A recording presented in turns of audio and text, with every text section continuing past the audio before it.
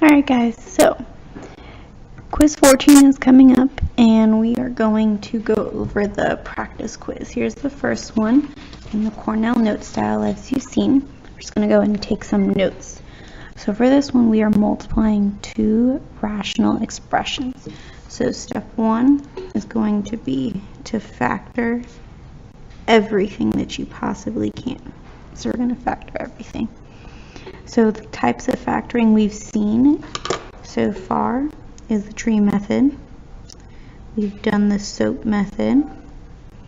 Let's see, taking out the greatest common factor and the difference of perfect squares. So no matter what type of question we give you on this quiz or even a test, we expect you to be able to factor these type of things. Let's go ahead and try to factor. Well, we see here we have an x cubed minus a 27. So we know that's going to be the SOAP. Right? Same, opposite, always positive. And if you don't remember, definitely go back to our previous unit. Right? Same, we started with negative, opposites positive, always end with positive. Now to get our a and b, we're going to take the cube root of our first term and the cube root of our second term, 27. So the cube root of x cubed is just x, and the cube root of 27 is 3. So we have our a. Okay, scroll down, there we go. I'm going to go ahead and plug that in. X minus 3. A squared is x squared plus ab, so plus 3x, and plus b squared, that's 3 squared, which makes it 9. So if you had trouble with this, please go back to our previous units. Next up, we have the x squared minus 1. That's two terms. There's subtraction, and we have 1. And we know the square root of 1 is 1. So this is one of those perfect square problems. That's when we get x plus 1 and x minus 1 because the square root of 1 is just 1. Times. We can't really factor x plus 1, so I'm just going to keep it as is and add parentheses. The next one we have x squared minus 3x. Right? Can't do the tree method. There's no x cubed, so it's not the SOAP method. It's not the perfect square because the square root of 3 is not perfect, which means all we can do is see if there's a GCF we can take out. Well, they both have at least an x, so I can take out an x, okay, and I'm left with x minus 3 on the inside. Okay. Now that we've factored everything, that was still step 1. Step 2 is to find our restrictions, and we do that by setting every factor in the denominator equal to 0 because we don't want 0 in the denominator. So if I go ahead and I do that, if I take x plus 1, set it equal to 0, this 1 equals 0, solve for x, we see that x can't equal negative 1. Do the same thing to the next term, x minus 1, set it equal to 0. We see that x can't be positive 1. We have an x minus 3, set it equal to 0. We get x can't be positive 3. And then there's another x here. So if I take that x, set it equal to 0, it's already done. So x can't equal 0, which means we have 4 terms that x can't be, or else we'd get a 0 in the denominator. Now that we've gotten that, we can go ahead and finally cancel anything that's on the top and the bottom. Right? So let's see, I have an x minus 3 on top, I have an x minus 3 on bottom, so those go away. I have an x plus 1 on top and on bottom, they go away. And there's nothing else to cancel out. So our final answer, put it up here, it's going to be x squared plus 3x plus 9 all over the x times x minus 1. And we include the restrictions. So your final answer is what's in my pink box right there. That's number 1. That's when we multiply rational expressions. Next problem up, we have simplifying one fraction divided by, we can make it a fraction. I can say 3/1. So now we have a fraction divided by a fraction. So now we're going to do the steps. Step 1, keep, change, flip. So I'm keeping my first fraction, and that first fraction is the one on top. And then I'm flipping the second fraction, which is the fraction on the bottom. Okay? So I keep it as 2 divided by x plus y. Change the division to multiplication. And we flip this second bottom fraction. It was 3/1. Now it's 1/3. And if you need to, go ahead and add parentheses everywhere. Okay, so now it's become a multiplication problem. So it's going to be the similar steps to the first problem we did. So step 2, factor everything that we can.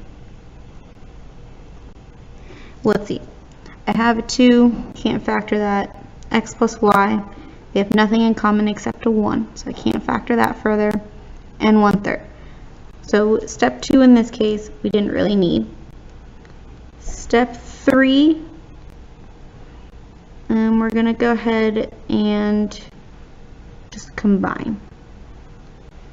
Combine / multiply across, because we never ever cross multiply. So when multiply across, we get 2 times 1, which is 2, divided by, I'm just going to leave it as 3 times x plus y. You could technically distribute, but there's no need. I'm just going to leave it in factored form. There's our answer. Okay. Let's go on to the next one. It's still a dividing problem. 2 rational expressions being divided. So step 1, keep, change, flip. Keep, change, flip. So I'm going to keep the first one as x squared minus 16 divided by x squared minus 2x plus 4.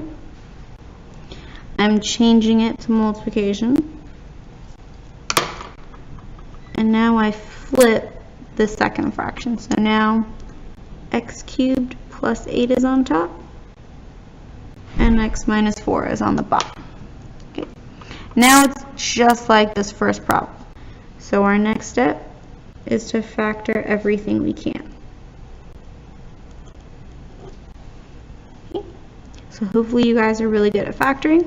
Notice how this is x squared minus 16. It's minus, and the square root of 16 is perfectly 4, which means we can do it as x plus 4, x minus 4. Okay. This next part, the x squared minus 2x plus 4, if you needed to, you could do a tree method. Okay. 1x squared, then we want a 4, and then negative 2x. X and x, let's see. Can we factor that? If we do 1 and 4, we don't get 2. 2 and 2, we can't get 2. So actually, no. We can't factor that any further. So I'm just going to leave it as x squared minus 2x plus 4. Okay. So it turns out we couldn't factor it. I'm just going to put parentheses around it. Times. Here we have x cubed plus 8. It's an x cubed, so it might be a SOAP problem. What is the cube root of 8? Oh, well, that's 2. So it's definitely a SOAP problem. Okay. So we know our A is going to be x, and our B is going to be 2, because the cube root of 8 is 2. And the cube root of x cubed is x. So here we have x plus 2. Then we have x squared minus 2x plus 4, right? Because of this formula. AB, A squared, AB, B squared. And then the signs come from the same opposite, always positive, of what we were given. If you struggle with that, you can go to Khan Academy, or look at our previous videos and notes that we've made. Then we have x minus 4, can't factor anything out, so I'm just going to leave it as is. Okay. Step 3 is to find our restrictions, and we do that by setting denominators equal to 0. Okay. So here that's easy. We know for sure x can't equal 4. Right? So we do x minus 4 equals 0. Solve for x, we get 4. This, since we couldn't factor, it's going to be some nasty radical answer. Right? You're going to have to do the quadratic formula and everything. So I'm just going to leave it alone. Last step, I'm going to leave it for the end. Last step is just going to be to cancel everything we can. So we have an x minus 4 on top and bottom. We even have the x squared minus 2x plus 4. Those cancel well, which means I'll put my answer up here. We're left with an x plus 4 and let's see, an x plus 2 on top. And actually everything in the bottom cancels out. So we have no fraction anymore. Alright, now I'm going to go back and try and figure out what this other restriction is going to be. So if I set this equal to 0, it's going to be the quadratic formula. Right? So let's see, that's negative b, so that's 2 plus or minus the square root of b squared minus 4ac all over 2a, which is 2 times 1, which is 2. And we get 2 plus or minus the square root 4 minus 16. Let's see what that will be.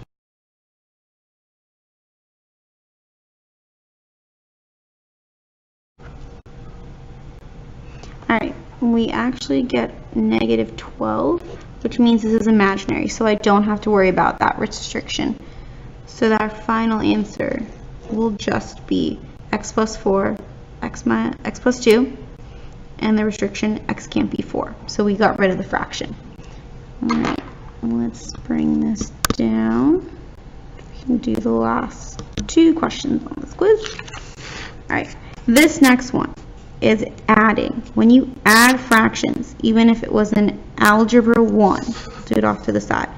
If we had 1/2 plus 3/5, we always needed a common denominator, right? That least common denominator. Same thing here. Before we find the least common denominator, if you've noticed the pattern between everything, the first step is going to be to factor. And when we have adding and subtracting, we only need to factor the denominator. Denominator, right? The bottom of our fractions. We don't really care about the tops being factored or not. So I'm going to go ahead and try and factor the denominators. So we have x squared minus 9. That's difference of perfect squares. So we get an x plus 3 and x minus 3. Here we have a 2x minus 6. Well, I know 2 goes into both of those, so I can take that out. And we get 2 times x minus 3. Which means our next step is going to be to find the least common denominator. Make sure they both have those parts.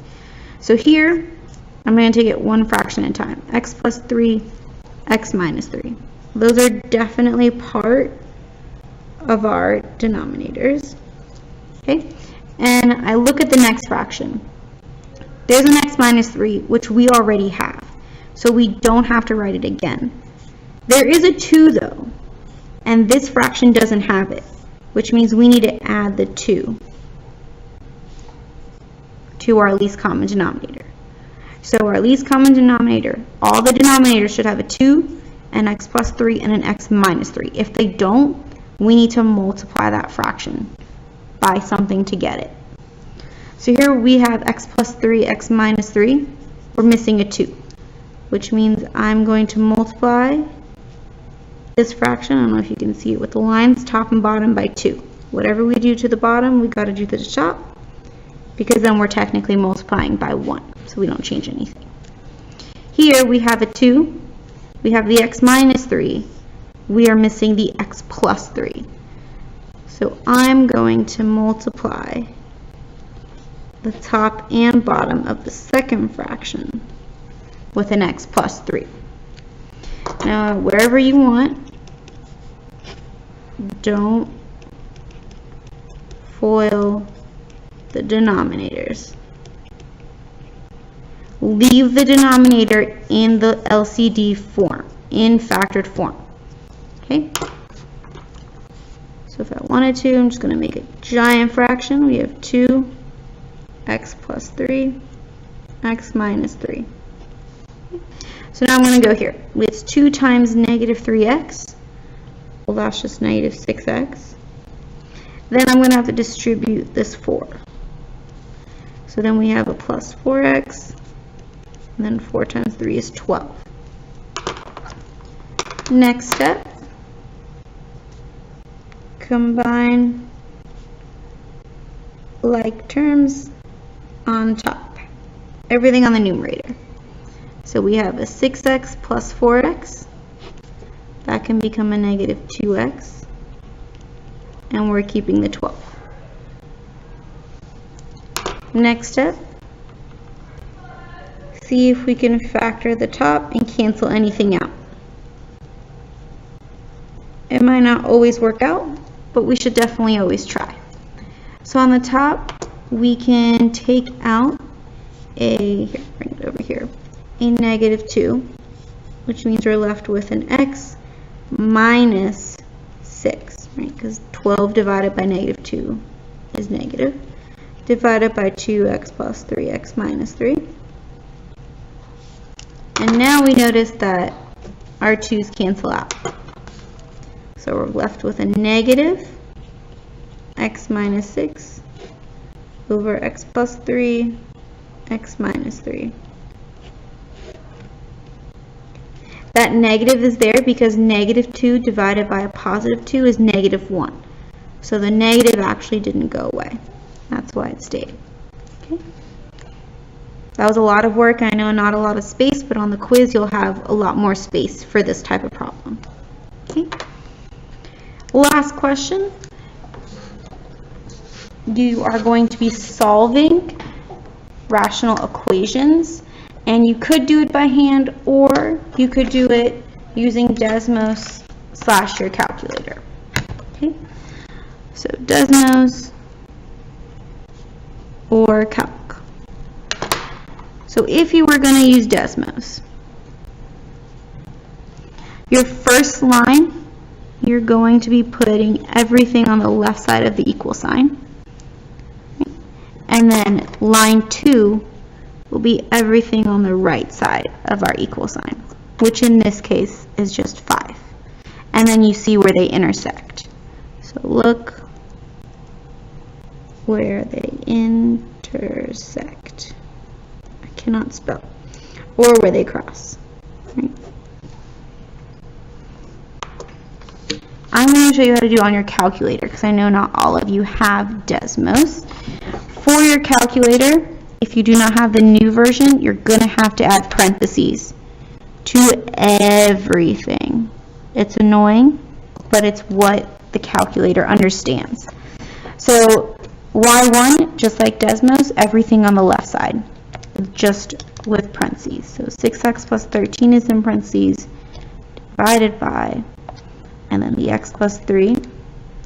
Then it's plus our new fraction, 4x minus 8, close parentheses, divided by x squared plus 3x, close our parentheses. That's everything on the left side. Everything on the right side of the equal sign goes on y2. Just like Desmos, it's the second line. Here we have the second y. So put 5. I'm going to put graph just to get an idea, to see where they intersect, if they intersect. Notice they intersect here and here. There's definitely 2 places they intersect. If you have Desmos, you can just go ahead and tap it. Since we have our graphing calculator and we have options, I'm just going to go ahead and do second graph. That takes us to the table, and we're going to try out all of our options. So if I go to x equals 0, my y1 is error and my y2 is 5. They're different, which means 0 is not an answer.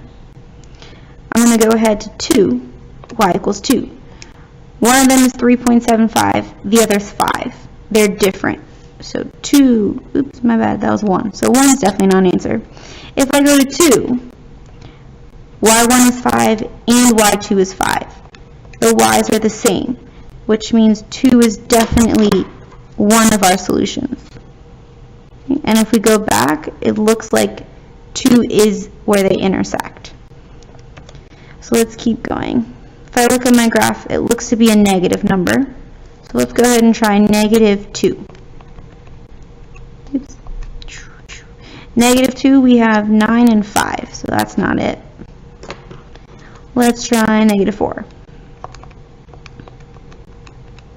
Negative 4, the y's are 5 and 5, which means, yep, that is our other intersection, which that looks to be about right. Negative 4 and 2 is where they intersect.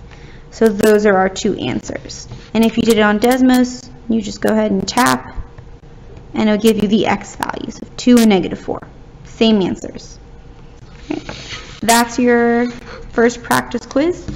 Please remember, if you need help on either factoring or any other part, either come see your teacher or go to Khan Academy, something online to help you figure out these type of questions. All right? Have a great day.